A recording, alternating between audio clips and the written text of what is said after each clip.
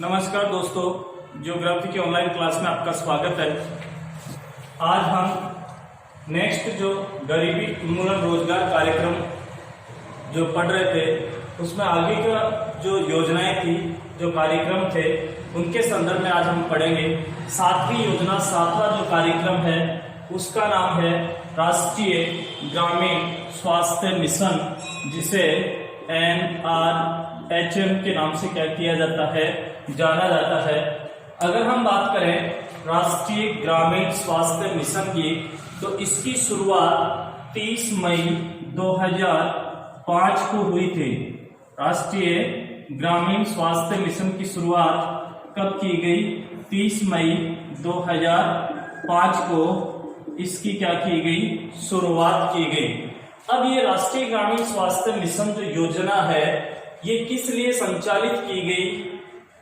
अगर हम इसकी बात करें तो ये कह सकते हैं कि देश में गरीब जो ग्रामीण लोग हैं, उन गरीब ग्रामीण जनता के लिए अपन कहें स्वास्थ्य सुविधाओं को सुनिश्चित करने के लिए राष्ट्रीय ग्रामीण स्वास्थ्य मिशन की क्या की गई?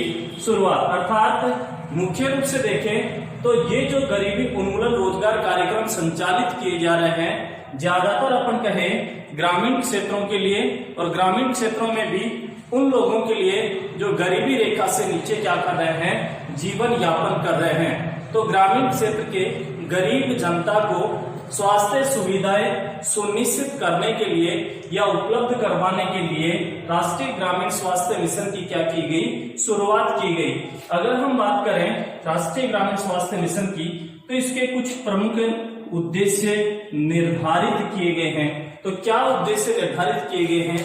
किन लक्ष्यों को प्राप्त करने के लिए, किन उद्देश्यों को प्राप्त करने के लिए इस मिशन की शुरुआत की गई है?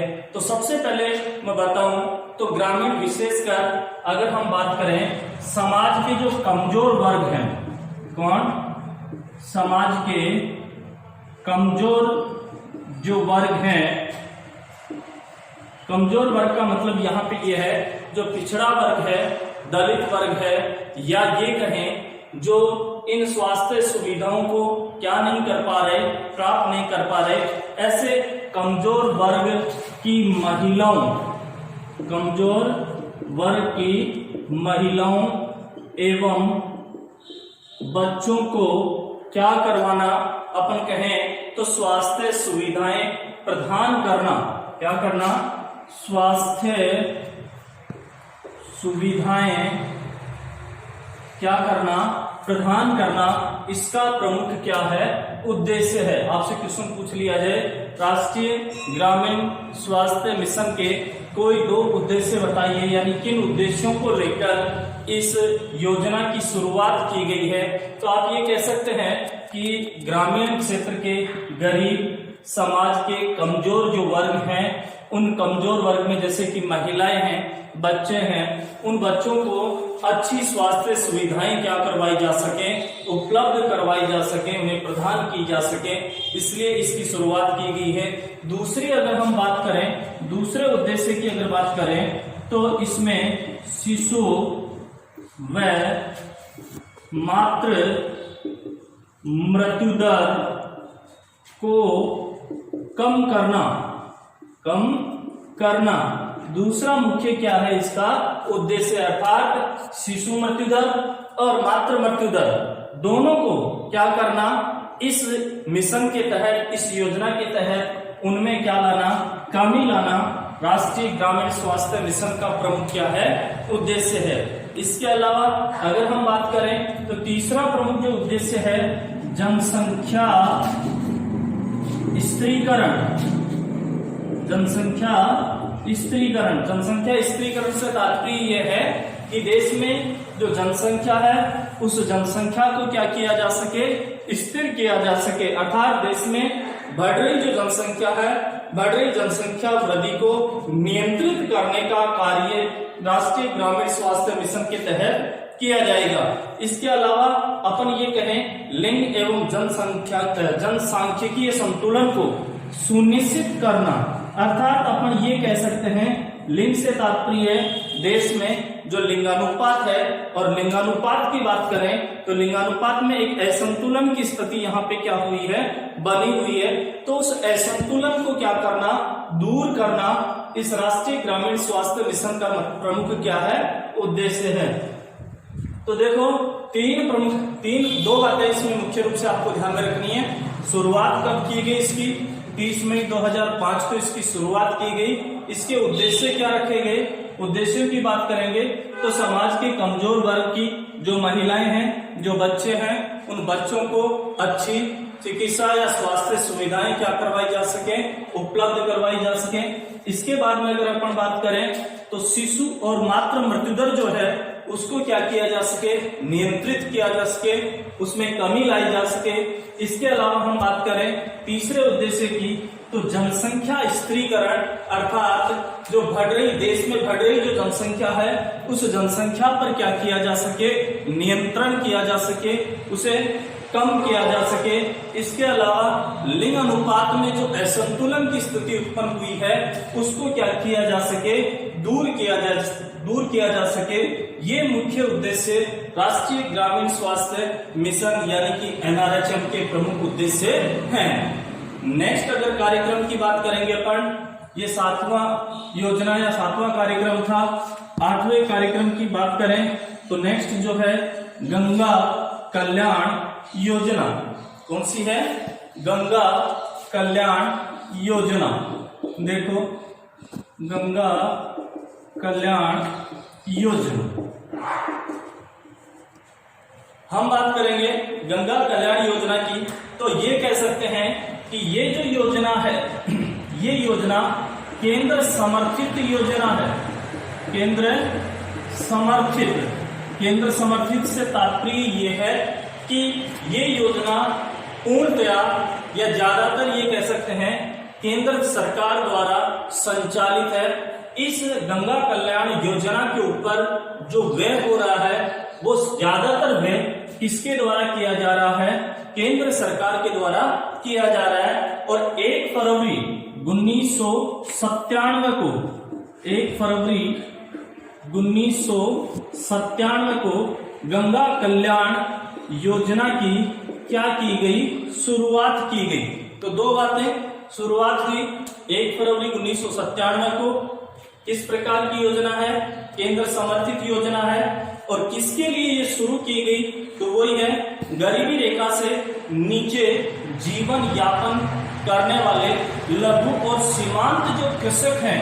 अर्थात ध्यान रखना गंगा कल्याण योजना किन लोगों के लिए शुरू की गई, तो देखो बीपीएल यानी बिलो पॉवर्टी लाइन, गरीबी रेखा से नीचे जीवन यापन करने वाले जो लोग हैं उन लोगों में कौन से, लघु और सीमांत जो कृषक हैं, लघु और सीमांत जो कृषक हैं उन कृषकों के लिए नलकूप और पंपिंग सेट लगाने के लिए, क्या नलकूप या अपन कहें पंपिंग सेट लगाने के लिए इस योजना के तहत सरकार के द्वारा कुछ अर्थ सहयोग का मतलब हो गया कुछ धनराशि या फिर मियादी ऋण, या फिर या क्या कह सकते हैं, मियादी ऋण। अर्थात अपन ये कह सकते हैं कि गंगा कल्याण योजना का जो संबंध है वो मुख्य रूप से बीपीएल जो परिवार हैं उन बीपीएल परिवारों में जो लघु और सीमांत कृषक हैं उन कृषकों को नलकूप की सुविधा या फिर पंपिंग सेट लगाने के लिए कुछ अर्थ सहयोग, कुछ धनराशि सरकार के द्वारा यानी केंद्र सरकार के द्वारा उपलब्ध करवाई जाती है। या फिर ये कह सकते हैं कि नलकूप या पंपिंग सेट लगाने के लिए केंद्र सरकार के द्वारा कुछ समय के लिए ऋण उन्हें क्या किया जाता है, कम ब्याज दर के ऊपर उन्हें ऋण की सुविधा क्या करवाई जाती है, उपलब्ध करवाई जाती है। तो आपको ये ध्यान रखना है, क्वेश्चन आपसे ये पूछ लिया जाए कि गंगा कल्याण योजना जो है उसका संबंध किससे है, तो सीधा आप ये कहेंगे नलकूपों से। इससे नलकूप या पंपिंग सेट लगाने से संबंधित है। और किसके लिए है? जो बीपीएल है, गरीबी रेखा से नीचे क्या कर रहे हैं? जीवन यापन कर रहे हैं। इसके बाद में हम बात करें, इसमें 50% जो लाभार्थी होंगे वो लाभार्थी कौन होंगे? अनुसूचित जाति और अनुसूचित जनजाति के। यानी ये कह सकते हैं कि इस गंगा कल्याण योजना के तहत 50% लाभार्थी, तो किस लाभार्थी, ये कहें लाभार्थी कौन होंगे? एससी और एसटी कैटेगरी, यानी अनुसूचित जाति और अनुसूचित जनजाति के। और हम खर्च की बात करें, क्योंकि शुरू में ही हमने ये पढ़ा है कि ये योजना केंद्र समर्थित योजना है, अर्थात ज्यादातर हिस्सा केंद्र सरकार का है। तो इसकी अगर हम बात करें तो इस पे जो पैसा खर्च होगा उसका 80% भाग कौन वहन करेगा? केंद्र सरकार वहन करेगी। और अगर हम बात करें 20% राशि की, तो 20% जो राशि होगी वो किसके द्वारा वहन की जाएगी? राज्य सरकार के द्वारा वहन की जाएगी। तीन बातें। चौथी बात ये कहें कि 1 अप्रैल 1999 को, कब? 1 अप्रैल 1999 को गंगा कल्याण योजना को क्या कर दिया गया? स्वर्ण जयंती ग्राम स्वरोजगार योजना में सम्मिलित कर दिया गया। अर्थात ये कहें कि 1 अप्रैल 1999 से ये गंगा कल्याण योजना स्वर्ण जयंती ग्राम स्वरोजगार योजना में इसे क्या कर दिया? मिला दिया गया। अर्थात वर्तमान समय की बात करें तो वर्तमान समय में गंगा कल्याण योजना स्वर्ण जयंती ग्राम स्वरोजगार योजना के तहत या इसके अधीन रहकर क्या कर रही है? कार्य कर रही है। तो देखो 2-3 बातें हैं। गंगा कल्याण योजना केंद्र समर्थित है। शुरुआत इसकी हुई 1 फरवरी 1997 को। किसके लिए है? बीपीएल जो परिवार हैं, गरीबी रेखा से जो नीचे जीवन यापन कर रहे हैं, उनमें भी जो लघु और सीमांत कृषक हैं, जिनको नलकूप और पंपिंग सेट लगाने के लिए कुछ अर्थ सहयोग या मियादी ऋण, अर्थात कुछ समय के लिए कम ब्याज दर के ऊपर ऋण की सुविधा उपलब्ध करवाने से संबंधित है। इसमें लगभग अपन बात करें जो 50% जो लाभार्थी होंगे वो लाभार्थी किससे संबंधित होंगे? एससी और एसटी कैटेगरी से संबंधित होंगे, अर्थात अनुसूचित जाति और अनुसूचित जनजाति से संबंधित होंगे। इनका 80% भाग, अर्थात इस योजना के तहत जो पैसा व्यय किया जाएगा उसका 80% भाग केंद्र सरकार वहन करेगी और 20% जो भाग है वो राज्य सरकार के द्वारा क्या किया जाएगा? वहन किया जाएगा। और 1 अप्रैल 1999 को इसे स्वर्ण जयंती ग्राम स्वरोजगार योजना में क्या कर दिया गया? सम्मिलित कर दिया गया। इसके बाद में आगे की जो योजना है उसकी बात करते हैं। नेक्स्ट जो योजना है वो अपन ये कहें कि राष्ट्रीय सामाजिक सहायता कार्यक्रम, राष्ट्रीय सामाजिक सहायता कार्यक्रम। नेक्स्ट योजना राष्ट्रीय सामाजिक सहायता कार्यक्रम। अगर इसकी बात करें तो इसकी शुरुआत जो की गई है 15 अगस्त 1995 को, 15 अगस्त 1995 को राष्ट्रीय सामाजिक सहायता कार्यक्रम की शुरुआत की गई है।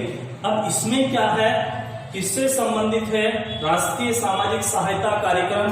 तो इसमें अगर हम बात करें इंदिरा गांधी राष्ट्रीय वृद्धावस्था पेंशन योजना, कौन सी?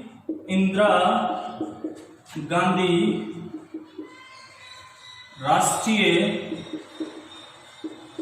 वृद्धावस्था पेंशन, वृद्धावस्था पेंशन राष्ट्रीय इंदिरा गांधी राष्ट्रीय वृद्धावस्था पेंशन योजना में 65 वर्षीय अपेक्षित वृद्धि प्रति माह 700 रुपए और 60 वर्ष तक 500 रुपए प्रति माह वर्तमान में क्या होगी, देय होगी। अर्थात इस योजना के तहत कौन सी, इस राष्ट्रीय सामाजिक सहायता कार्यक्रम में इंदिरा गांधी राष्ट्रीय वृद्धावस्था पेंशन के तहत अगर व्यक्ति की उम्र कितनी हो गई है, 65 वर्ष आयु उसकी हो गई है, तो उसे 700 रुपए प्रति माह पेंशन दे होगा। और अगर कोई व्यक्ति कितने वर्ष का है, 60 वर्ष उसकी आयु, एज कितनी हो गई है, 60 वर्ष हो गई है, तो उसे 500 रुपए प्रति माह पेंशन के रूप में क्या होगा, दे होगा। अर्थात ये कह सकते हैं कि इंदिरा गांधी राष्ट्रीय वृद्धावस्था पेंशन के तहत 65 वर्ष तक की आयु के व्यक्ति को 700 रुपए प्रति माह पेंशन के रूप में दे होगा। और अगर किसी व्यक्ति की आयु लगभग कितनी है, 60 वर्ष है, तो उसे पेंशन, वृद्धावस्था पेंशन के रूप में कितना रुपए दिया जाएगा, 500 रुपए उसे प्रति माह दिया जाएगा। इसके अलावा अगर हम बात करें इसी में राष्ट्रीय सामाजिक सहायता कार्यक्रम में अगर बात करें तो राष्ट्रीय पारिवारिक लाभ योजना में, इसमें राष्ट्रीय पारिवारिक लाभ योजना में क्या होता है, यदि अपन बात करें घर के पालनहार या पालनकर्ता की मौत पर परिवार वालों को 30,000 रुपए का आर्थिक सहयोग सरकार के द्वारा किया जाएगा। अर्थात इस राष्ट्रीय पारिवारिक लाभ योजना में अगर घर का पालन करता, अर्थात ये कह सकते हैं कि घर का पालन करने वाला या घर का जो मुखिया होता है और उस मुखिया की अकस्मात क्या हो जाती है, मौत हो जाती है, तो उस परिवार को संबल देने के लिए, उस परिवार को सहयोग देने के लिए सरकार के द्वारा 30,000 रुपए का ये कहें आर्थिक सहयोग जो है वो इस योजना के तहत किया जाएगा। किस योजना के तहत, राष्ट्रीय सामाजिक सहायता कार्यक्रम जो है इसके तहत अलग अलग एक वृद्धावस्था पेंशन योजना शुरू की गई है जो 65 और 60 वर्ष के रूप में निर्धारित की है। दूसरा, पारिवारिक लाभ योजना में घर के पालनकर्ता की अकस्मात मौत हो जाती है तो उस परिवार को संबल सहयोग प्रदान करने के लिए सरकार के द्वारा 30,000 रुपए का आर्थिक सहयोग क्या किया जाएगा, प्रदान किया जाएगा। इसके अलावा राष्ट्रीय मातृ लाभ योजना में गरीबी रेखा से नीचे की, अर्थात ये कहें कि राष्ट्रीय मातृ लाभ योजना, राष्ट्रीय मातृ लाभ योजना, राष्ट्रीय मातृ लाभ योजना में गरीबी रेखा से नीचे की यानी बीपीएल परिवार की कोई लड़की जिसकी आयु कितने वर्ष हो चुकी है, 19 वर्ष हो चुकी है, अर्थात राष्ट्रीय मातृ लाभ योजना के तहत गरीबी रेखा से नीचे यानी लगभग अपन बात करें 19 वर्ष की आयु की लड़की जो गर्भवती महिला के रूप में है और उसके द्वारा किसी लड़की को, बच्ची को जन्म दिया जाता है तो उसे 1400 रुपए और राष्ट्रीय योजना के तहत यानी इस 19 वर्ष की आयु की लड़की के द्वारा किसी बच्ची को या लड़की को क्या किया जाता है, जन्म दिया जाता है तो उसे 1400 रुपए सहयोग के रूप में क्या किया जाएगा, सरकार के द्वारा उसे उपलब्ध करवाया जाएगा। इसके अलावा एक योजना और है राजश्री योजना और इस राजश्री योजना में 50,000 रुपए बालिका के सरकारी विद्यालय में पढ़ाई करने पर उसे क्या किया जाएगा, प्रदान किया जाएगा।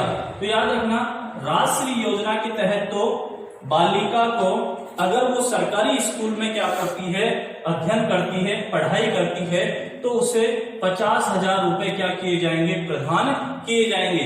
तो देखो राष्ट्रीय सामाजिक सहायता कार्यक्रम के अंतर्गत अलग अलग, अर्थात एक तो इंदिरा गांधी राष्ट्रीय वृद्धावस्था पेंशन योजना शुरू की गई है, दूसरी राष्ट्रीय पारिवारिक लाभ योजना शुरू की गई है, तीसरी राष्ट्रीय मातृ लाभ योजना शुरू की गई है, और चौथी राष्ट्रीय योजना शुरू की गई है जो गरीब बीपीएल परिवार के जो लोग हैं उनको सहायता पहुंचाने के लिए इन योजनाओं का संचालन सरकार के द्वारा किया गया है। नेक्स्ट योजनाओं के बारे में अगली क्लास में। धन्यवाद।